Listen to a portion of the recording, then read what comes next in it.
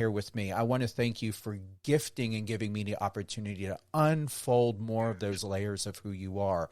And I really believe, no matter what it may be, just decide for yourself, where can you have a clear conscience, where if you're able to be present and to help someone, and to know that you can be available to the best of your ability, so you don't have to leave it up to outside resources or a spouse or someone to take care of a child if you know you're not going to be completely available. So I hope that helps. Yeah. Well, can I tell you something, Stephen? Yes, please. I don't know if we've talked about it, but when I brought that up, I did not know that you were adopted. Yeah, I was adopted when I was 9. 9. Yeah. I didn't know that. So I brought up that idea completely independent of realizing that I was talking to somebody that was adopted and whose life was changed in that way. So thank you for sharing that with me. And that's like, I think that's a really cool thing. I think that, I think that this conversation is helping me understand the benefit that would give to another human, and you being the perfect example of that. I think, I'm really glad that we're talking about this right now.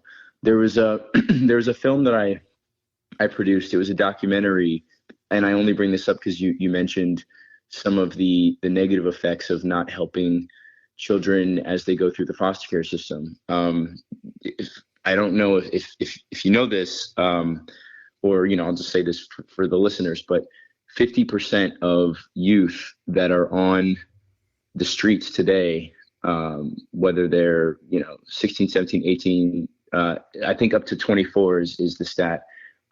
They are products of 50%. Half of them are products of the foster care system. And in most cases, they will be placed in a foster home or some other, guardianship, quote unquote.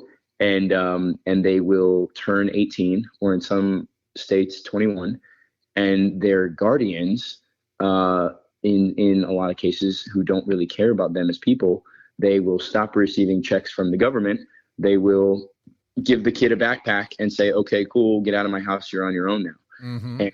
And I don't know about you, but I couldn't take care of myself, or it would have been very hard for me to take care of myself when I was 18, if I was given a backpack and really nothing else. And, it's so sad because a lot of these kids have so much potential, and there is not enough of a safety net to protect them once that happens. I think that there should be, in every state, a place where a young person can go, whether it's, if they're running from drugs or alcohol abuse with their family members, or violence, or whatever else, or if they're, if they age out, like you said, in the foster care system, there should be, no questions asked, a place where they can go and receive food and shelter and, help to, maybe finish their high school diploma or apply for jobs or whatever else. No questions asked, because as you probably know, within the first 2 weeks of living on the streets,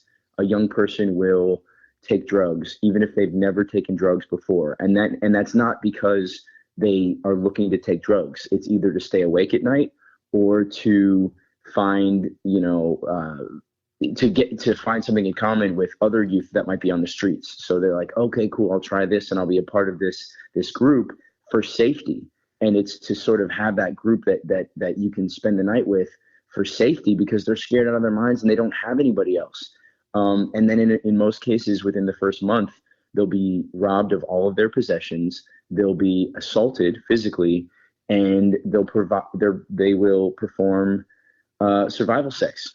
And the trauma that causes a young person is, once you pass 1 month on the streets, it is very, very hard psychologically to rehabilitate you from that trauma and to sort of